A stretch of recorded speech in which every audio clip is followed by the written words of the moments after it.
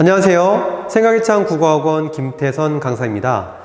신목고 1학년 학생들 고등학교에 올라와서 본 첫 번째 국어시험 다들 어떠셨나요? 열심히 준비한 만큼 좋은 결과까지 얻은 학생들도 있었겠지만 준비는 많이 했는데 시험 보는 과정에서 뜻하지 않게 어려움을 느꼈거나 아니면 너무 긴장해서 제 실력을 발휘하지 못했거나 아니면 준비하는 과정 자체에 소홀함이 있었던 학생들이 분명히 있었을 것으로 생각이 듭니다. 제가 이 영상을 찍게 된 이유는요, 여러분들이 고등학교에 올라와서 본 첫 번째 국어시험 아주 중요했었는데 이 시험을 다시 한번 되짚어보고 여기에서 나는 어떤 문제가 있었을까를 한번 생각하고 정리함으로 인해서 더 중요한 기말고사를 어떻게 준비를 하는 것이 맞는지에 대한 것들을 한번 이야기하고 싶어서 영상을 찍어 봤습니다. 여러분들도 그런 어떤 기회로 좀 삼아 주셨으면 좋겠어요. 자, 제가 중간고사가 끝난 다음에 우리 학생들하고 개별적으로 시험지 가지고 한번 상담을 진행을 해 봤었는데요. 여기 써 있는 거 보시면 알겠지만 다시 풀어보니까 되게 쉽게 느껴졌어요. 근데 처음에 시험장에서 문제를 풀 때는 굉장히 헷갈리고 어려운 것들도 있었다 라고들 얘기하더라고요. 이런 부분은 과연 어떤 것이 문제가 있어서 그런 것인지 이번 시험 내용들을 한번 짧게나마 세 가지로 압축해서 얘기를 해보고 다시 한번 이런 상황들을 되풀이하지 않기 위해서 우리가 어떻게 준비를 해야 되는지를 한번 이야기해 보도록 할게요. 자, 저는 세 가지를 이렇게 한번 정리해 봤어요. 일단 첫 번째는 신목고 전통적인 교과 내용, 그 다음에 개념에 대한 정확한 이해력을 묻는 문제, 그 다음에 두 번째는 외부 자료 해석 및 선택지 분석 능력이 과연 정확하게 이루어지고 있는지, 자, 그리고 세 번째는요, 서답형 문제의 조건에 맞춰 쓰기를 잘 따랐는지. 자, 이런 세 가지가 아주 이번 시험에서 중요한 키포인트라고 저는 한번 꼽아봤습니다. 자, 첫 번째로 다시 한번 돌아와서요. 교과 내용 및 개념에 대한 정확한 이해력인데, 신목고 문제는 거의 일반적으로 교과서 내용에 충실한 문제들이 다수를 차지합니다. 이번 시험에서도 마찬가지였고요. 그렇기 때문에 우리가 문제에 대한 어떤 적응력을 높이기 위해서는 가장 기본적으로 해야 될 일이 있어요.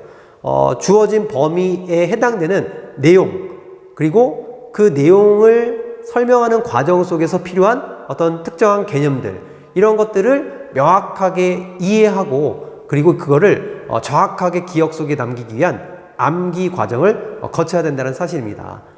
그래서 내용적인 부분들을 살펴보니까 그 중심 내용을 파악하는 것에서부터 세부 내용을 묻는 문제까지 골고루 출제가 되었기 때문에 우리가 반드시 알고 있어야 되는 문제, 즉 필수적인 내용이라고 생각하는 중심 내용뿐만 아니라 이 세부 내용들까지 명확하게 다 숙지하고 있어야 된다는 사실, 이게 중요한 요소 중에 하나였다라고 생각이 들고요.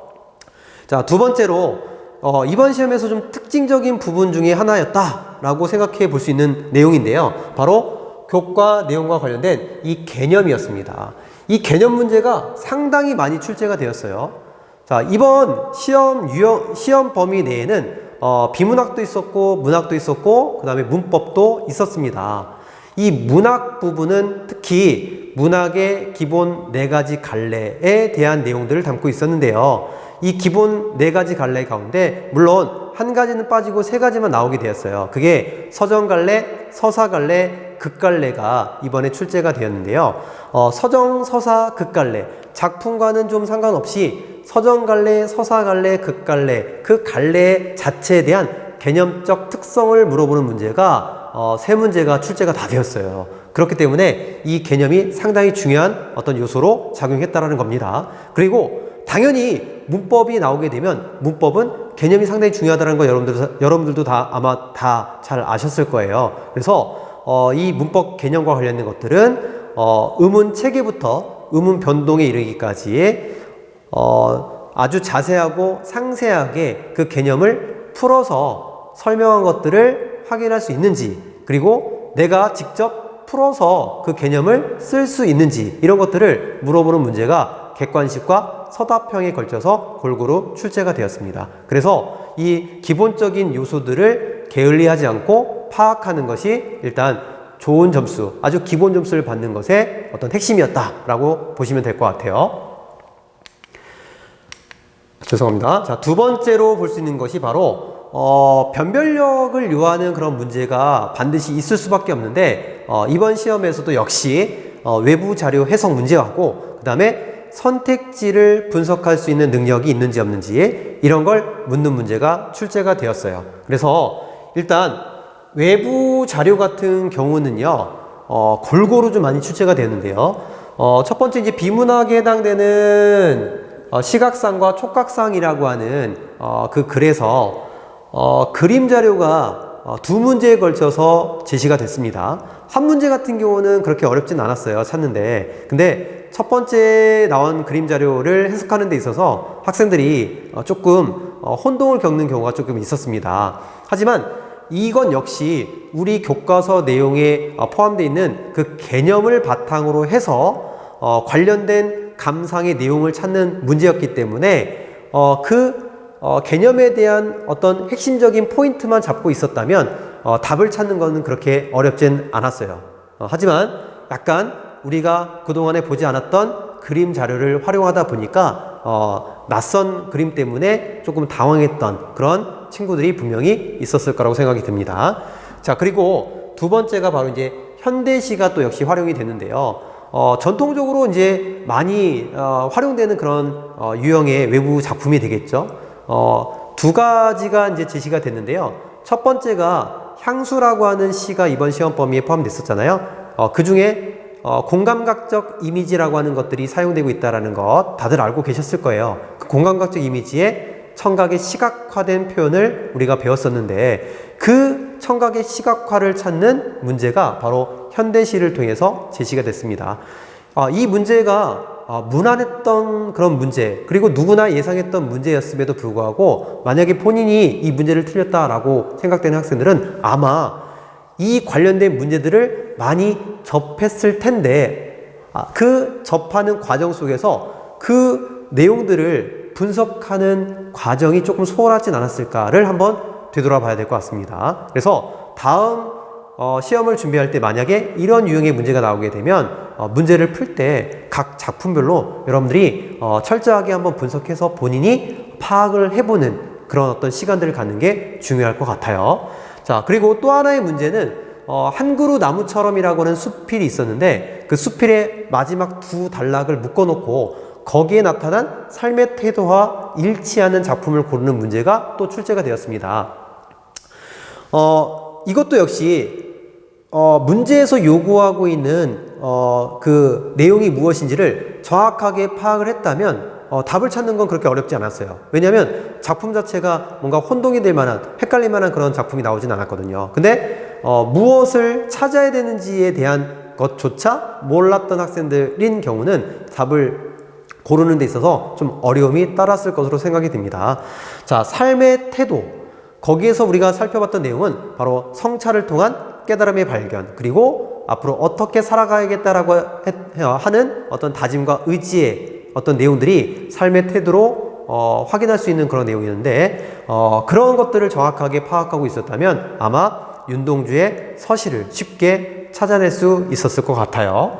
자, 그리고 또 하나는 뭐냐면 문법 문제에서 익숙하지 않았던 그런 내용과 관련된 설명 자료를 제시하고 있었던 겁니다. 물론 읽어보면은 별거 아닌데요. 그 기호를 통해서 뭔가 형식화하는 그런 내용들이 나오다 보니까 시간이 좀 촉박했던 학생들은 그 문제를 읽는 과정 속에서 이해하는 것에 좀 서툴러 가지고 이 답을 쉽게 쓸 수 있는 것인데도 불구하고 쓰지 못한 그런 경우가 발생했거나 아니면 엉뚱한 그런 답을 썼던 그런 경우도 아마 발생을 했었던 것 같아요. 하지만 익숙하지 않았다고 해서 그게 어려운 내용은 아니었기 때문에 새로운 내용들을 여러분들이 읽고 정확하게 명쾌하게 해석할 수 있는 능력, 이런 것들은 반드시 갖추어야 되는 요소 중에 하나가 되지 않을까 싶습니다. 자, 그리고요 중요한 포인트가 되는 것은 바로 선지 내용의 정확한 분석이다, 이렇게 볼 수 있는데, 선택지의 내용 자체를 내가 정확하게 이해를 하고 그리고 문제에서 요구하는 것에 대한 답을 찾을 수 있는지에 대한 것, 이게 중요한 어떤 그 요소로 작용을 했던 것 같아요. 그래서 정확한 근거를 가지고 정답을 찾아낼 수 있는지, 이런 것들은 실수를 유발하는 어떤 여러 가지 요소들을 중간중간에 끼워 넣어서 여러분들이 이 실수를 유발하는 내용들에 걸려들지 않고 정확하게 내가 공부했던 것들을 토대로 해서 잘못된 것들을 추려낼 수 있는 그런 능력을 갖춰야 되는지를 물어보는 문제였어요. 그래서 그런 정확한 판단을 위해서는 역시 정확한 이해와 그 암기가 되게 중요하다라는 것을 다시 한번 느끼게 되었고요. 그리고 유연한 사고력을 요하는 문제, 결국은 내가 공부했던 표현이나 내용들이 그게 그대로 출제가 될 수는 없잖아요. 이런 것들을 살짝 바꾸거나 다른 용어를 쓰거나 이런 것들은 굉장히 많이 나타나는데, 이런 부분에 대해서 내가 공부했던 내용과 일치하고 있는지 아니면 그게 전혀 다른 내용인지를 판단하는 그런 사고력이 상당히 중요하게 요구된다는 것도 여러분들이 변별력 문제를 해결하는 데 중요한 요소로 작용한다는 것을 반드시 알아두셔야 될 것 같습니다. 그리고 배웠던 개념 이외에도 당연히 우리가 알고 있어야 되는 개념들을 역시 잘 알고 있는지를 물어보는 문제, 그리고 이게 조금 안타까운 내용인데요. 문장의 호응관계 파악하는 거. 결국은 선택지 문장을 구성할 때 어떤 예를 들면 주어하고 서술의 어떤 호응관계를 가지고 그 내용의 옳고 그름을 판단을 해줘야 되는 것들이 나오는데, 우리 학생들이 그런 호응관계를 정확하게 파악하지 않고 중간에 있는 내용적 요소만을 가지고 그것이 맞고 틀린지를 판단해서 답을 찾는, 그래서 틀리는 그런 경우도 많이 발생했습니다. 그래서 선택지는 정확하게 우리가 읽어내서 그것을 분석할 줄도 알아야 되고요. 그 내용 자체가 맞는지 틀리는지를 명확하게 가려내는 것, 이것이 이번 시험에서 뭔가 상위권으로 도약하기 위한 하나의 중요한 포인트가 되었다라고 저는 평가를 하고 싶습니다. 자, 세 번째 마지막으로 지금 살펴볼 내용인데요. 바로 서답형 문제였어요. 서답형 문제는 굉장히 중요하죠. 어느 때나. 자, 조건에 맞춰 쓰기. 제가 시험 보기 전에도 조건에 맞춰서 쓰는 것은 상당히 중요하다라는 걸 많이 언급을 했었는데요. 그럼에도 불구하고 문제를 쭉 풀다 보면 좀 마음이 초조하고 급한 것 때문인지 모르겠지만 조건을 잘 보지 않아서 아니면 뭔가 좀 불안해서 그것을 잘 갖추어 쓰지 못한 경우가 많이 있었어요. 그렇게 되면 감점이 될 수도 있고요. 심지어는 전혀 점수를 받지 못하는 경우도 발생할 수 있습니다. 맞는 내용을 써놓고 점수를 받지 못하거나 감점이 된다면 엄청나게 큰 손해를 보는 그런 결과가 나타나는 것이기 때문에 반드시 이 조건에 맞춰서 쓰는 것을 여러분들은 명심을 하셔야 돼요. 자, 그래서 출제 의도를 정확하게 파악한 다음에 출제자가 원하는 정보만 담아줘야 되는데 출제자가 원하는 정보 이외에 더 곁들여진 정보들까지 같이 넣어주게 되면 이게 상당히 좀 불안할 수 있어요. 경우에 따라서는 점수를 아예 안 줄 수도 있으니까요. 왜냐하면 조건이 명시가 되어 있기 때문에. 그래서 만약에 20자 이내로 써라, 그러면 그 이유가 있는 거예요.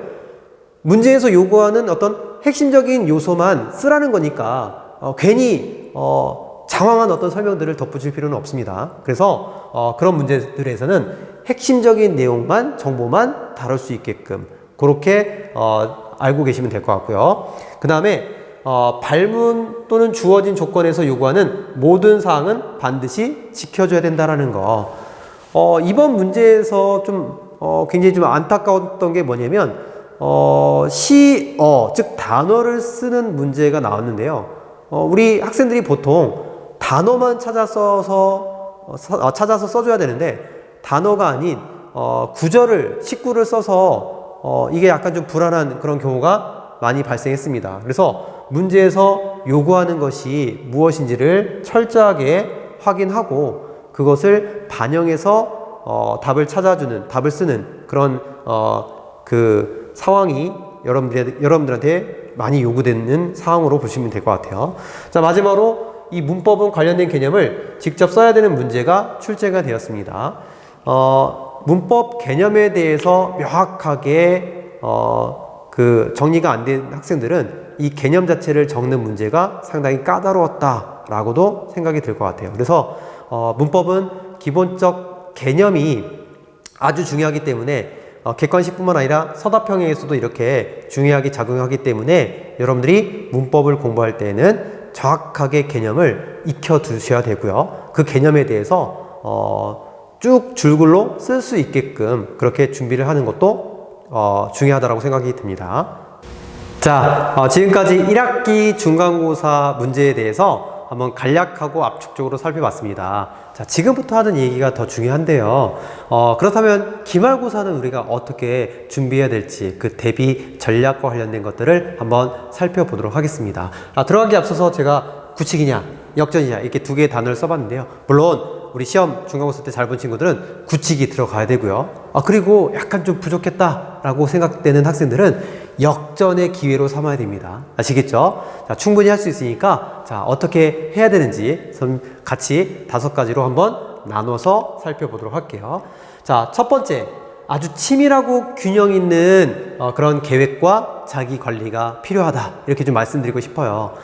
중간고사나 기말고사는 한 과목을 준비하는 것이 아니라 여러 과목을 동시에 준비를 해야 되잖아요. 그리고 그 각 과목별로 범위 자체가 만만치 않게 많습니다. 그런데 보통 우리 학생들이 특정 과목, 즉 수학 같은 경우가 여기에 대표적인 과목이 되겠죠. 이 특정 과목에 너무나 많은 시간들을 할애하다 보니까 다른 과목들도 해야 될 게 되게 많은데 그런 것들을 결국은 시간 투자를 하지 못해서 해야 될 분량을 소화하지 못하고 시험을 보는 그런 경우가 많이 발생을 했어요. 그렇게 하면 결과가 나올 수가 없어요. 특히 국어는 마찬가지입니다. 그래서 특정 과목에 치우친 공부 습관 이런 건 좋지 않고요. 균형감 있는 과목별 시간 분배가 상당히 중요하다라는 걸 다시 한번 일깨워 드리고 싶습니다. 자, 이런 것들을 그냥 머릿속으로만 판단해서 뭔가 생활하려고 하지 마시고요. 여러분들이 놓치지 않고 또 균형 있게 뭔가 시간 분배를 통해서 가져가려면 아무래도 계획표 작성이 필요해요. 아시겠죠? 중간고사를 한번 경험해 봤기 때문에 여러분들이 어떤 패턴으로 내신 기간에 생활을 하는지를 아마 잘 아실 거예요.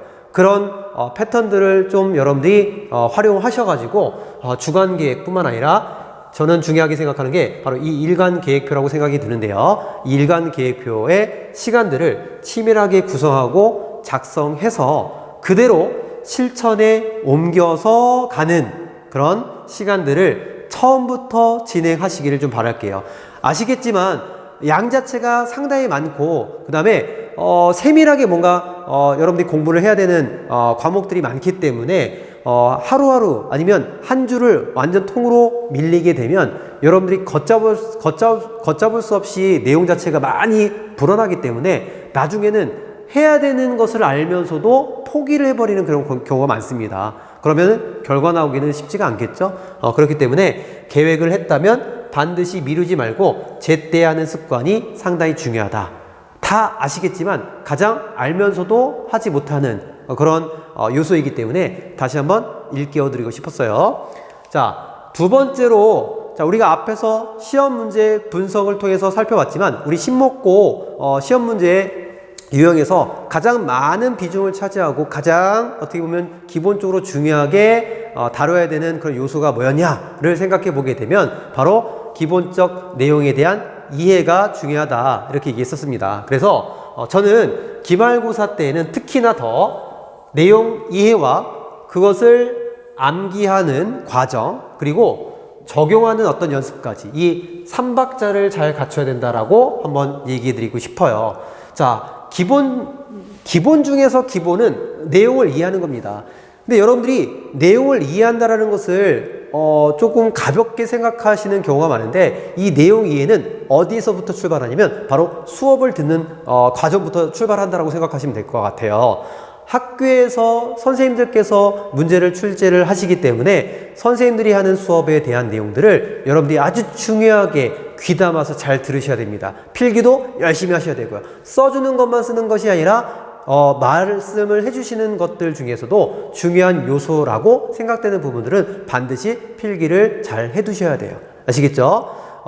그리고 학원에서 이제 그 내용을 다시 한번 정리하는 수업을 진행을 할 텐데요. 이 지문을 분석하는 수업을 진행할 때 그냥 흘려 듣지 마시고요. 그리고 부분적으로 선택해서 듣지 마시고 그 내용들을 설명하는 과정 속에서 충분히 어떤 배경과 관련된 이야기를 해주면 그런 것들도 귀담아 듣고, 그 다음에 어떤 맥락적인 부분들을 중요하게 얘기를 해주는 부분들에 대해서는 역시 그 맥락을 전체적으로 파악하고 이해하는 그런 과정들을 좀 여러분들이 중요하게 생각을 해 두셔야 될 것 같아요.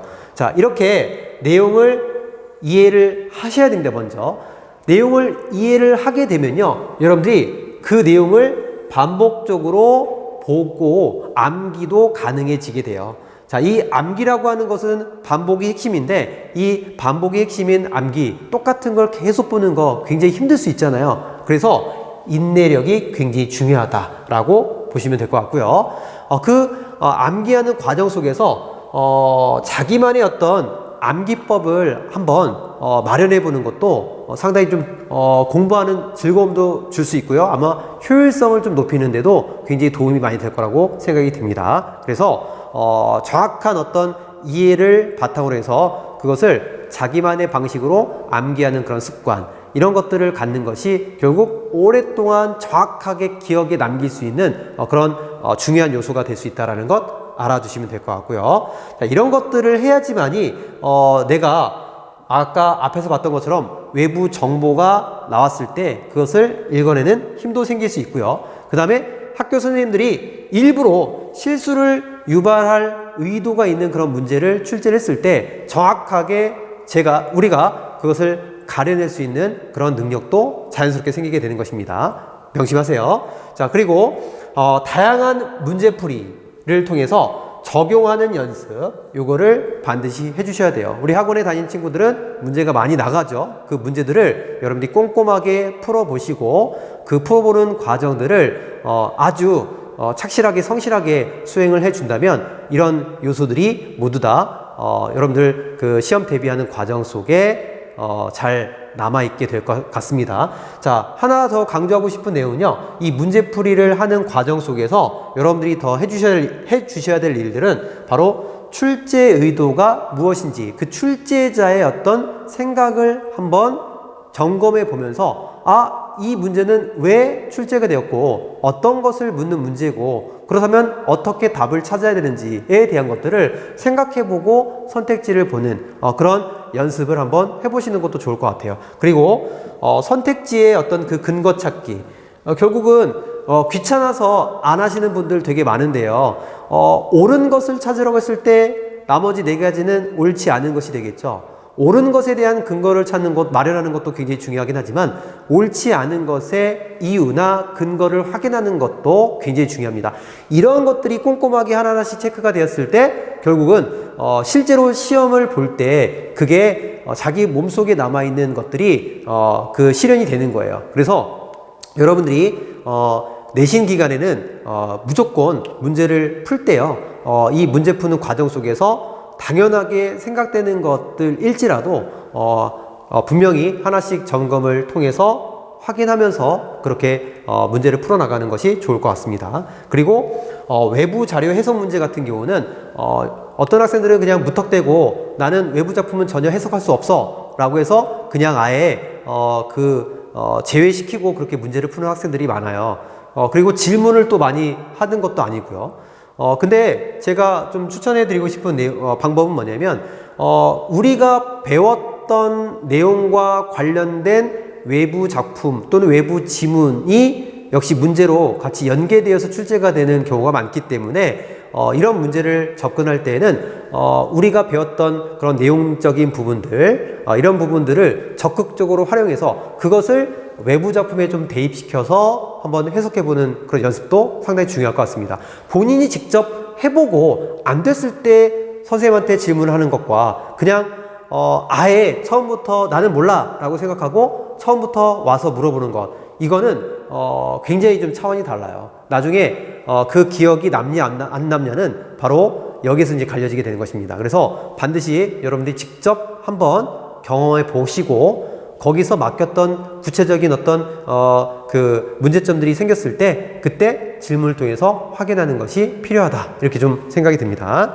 자, 그 다음에 세 번째로 제가 중요하게 생각하는 요소는 바로 기말고사 때에도 이 문법 개념이 상당히 중요하게 언급될 것이다.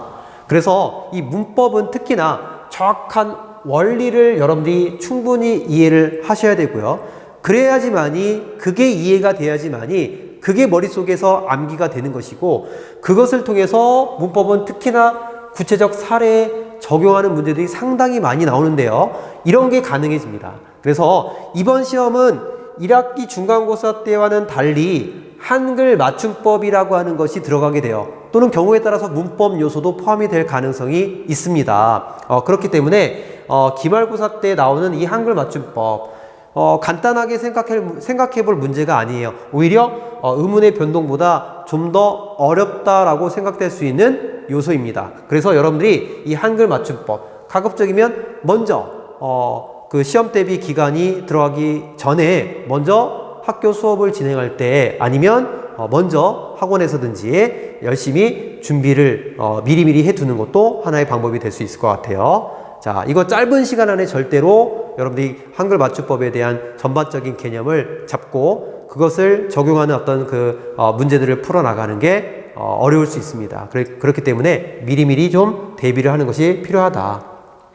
자, 요런 밑에 내용들은 뭐 끊임없이 이제 노력을 해야 된다라는 거, 연습해야 된다라는 그런 내용들이니까 일단 가장 중요하게 문법은 원리에 대한 어떤 이해가 핵심이다. 그리고 그것을 문제를 통해서 구체적 사례에 적용하는 연습들을 많이 해보는 것이 필요하다라는 거 다시 한번 강조해 드리고 싶어요. 자, 네 번째로 적어본 내용은 바로 학교 수업과 관련된 이 자료가 굉장히 중요하게 언급이 되어야 됩니다. 그리고 이것을 꼼꼼하게 정리하는 습관이 상당히 중요해요. 학교에서 나오는 자료들이 뭐냐면 기본적인 학습 자료가 있고요. 그 다음에 관련된 형성평가, 이거는 이제 출판사에서 제공하는 문제들을 주는 경우가 많아요. 그리고 학교 선생님들께서 자체적으로 만든 자료, 그 다음에 학교 필기, 이렇게 네 가지로 좀 압축해서 정리를 해볼 수 있는데요.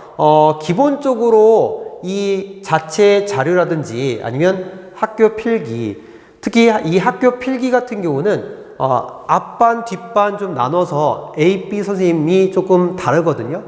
그렇기 때문에 학원에서는 이게 가능해요. 왜냐면 앞반 학생들도 있고 뒷반 학생들도 있기 때문에 각각의 그 필기를 제가 모아가지고 중요하게 다뤘던 요소들, 또는 앞반에서 누락했던 내용, 또는 뒷반에서 누락했던 내용들을 같이 합산해 가지고 다 종합적으로 총정리 노트를 통해서 그 정리를 해서 보여드리기 때문에 가능한데, 어쨌든 이런 필기 부분에 대한 것들을 정확하게 모두 다 빠짐없이 학교의 모든 선생님들의 어떤 그 필기를 모아서 정리하는 것도 상당히 중요하다. 그리고 자체 자료, 그 자료의 내용이 어떻든지 간에 무조건 그 내용들은 꼼꼼하게 다 살펴보고 정리해야 된다는 것, 아주 중요하게 생각을 해 두셔야 될 요소가 되겠습니다. 그리고 출판사에서 제공하는 문제들을 선생님들께서 주시는데 그 문제들을 학교에서 풀어주시는 경우도 있어요.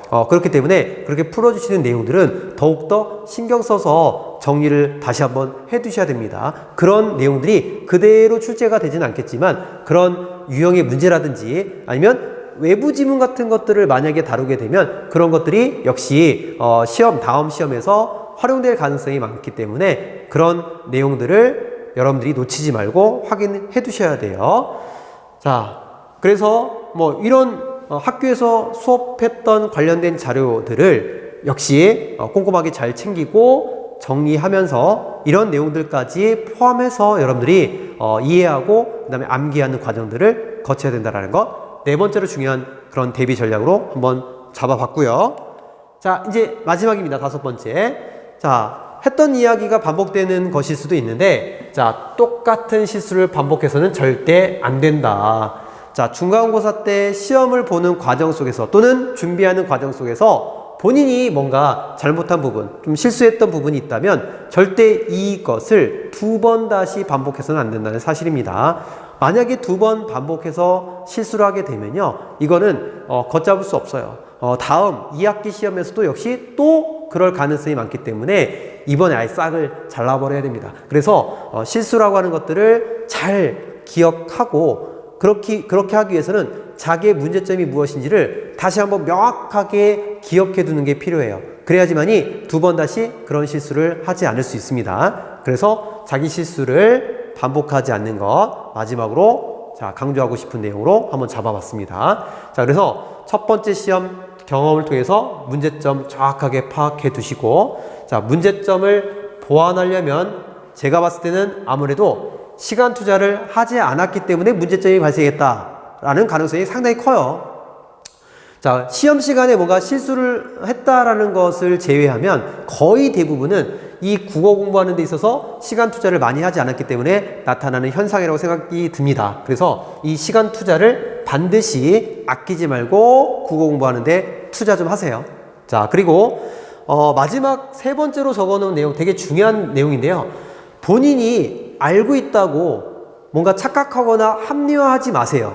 모르고 있음에도 불구하고 아는 거야 라고 생각을 하고 그냥 넘어가서 이런 낭패를 볼 수 있습니다. 그래서 알고 있지 않은데 알고 있다라고 착각하거나 또는 귀찮아서 모르는데도 불구하고 아는 것처럼 합리화하거나 이런 것들은 본인이 본인 스스로를 포기하는 그런 경우로 볼 수 있기 때문에 알 때까지 파고들어야 됩니다. 귀찮더라도 시간이 좀 걸리더라도 본인이 정확하게 알 때까지 파고들고 시간 투자를 하게 되면 그게 가능해질 수 있어요. 그리고 귀찮음을 좀 벗어 던져버리면 이게 가능할 수 있습니다. 자기가 뭔가 파고들어서 뭔가 어느 정도는 알 때까지 좀 공부를 해봤을 때 그때 궁금증도 생기고 그 다음에 물어볼 것도 또 생기고 그러거든요. 보통 아이들한테 질문 있냐고 물어보면 모른다라고 많이들 대답하죠. 질문이 있냐고 물어보게 되면 질문이 없다라고들 많이 얘기를 하는데 그거는 정확하게 본인이 공부를 깊이 파고들어서 하지 않았다라는 어떤 증거거든요. 열심히 파고들어서 어느 정도 알에 대한 어떤 그 기쁨을 한번 느껴보세요. 그리고 그 알아가는 과정 속에서 생기는 문제점, 막히는 부분들이 있었을 때 선생님하고 같이 얘기를 한번 해보시고 거기서 뚫리는 것들을 통해서 진정으로 내가 정확하게 알게 되는 그런 어떤 상황들을 한번 맛보게 되면 공부하는 어떤 즐거움이 더욱더 커질 거라고 생각이 듭니다. 그래서 본인을 속이지 마시고 본인이 모르면 알 때까지 그리고 모르면 질문하고 이렇게 정확하게 확인하고 넘어가는 습관. 자, 이것이 기말고사 대비하는 중요한 어떤 우리의 자세가 아닐까라고 생각이 듭니다. 자, 제가 지금까지 간단하게나마 조금 약간 추상적일 수 있지만 그 기말고사 대비 과정에 대해서 한번 얘기를 나눠봤는데요. 우리가 모두 다 알고 있는 사실, 하지만 누가 하고 하지 않느냐 이런 것들은 결국 결과를 통해서 보여주는 겁니다. 자, 고등학교 내신은 한 만큼 나온다. 성실함이 바로 결과를 증명한다 라고 반드시 생각하시고 그것을 믿어주셨으면 좋겠습니다. 열심히 다들 준비하시고요. 궁금한 점이 있거나 아니면 물어보고 싶은 점이 있으면 저한테 와서 얘기를 해주시면 감사하겠습니다. 자, 지금까지 중간고사 시험 문제에 대해서 분석해 봤고요. 그리고 기말고사 어떻게 준비해야 되는지에 대해서 얘기했습니다. 자, 감사합니다.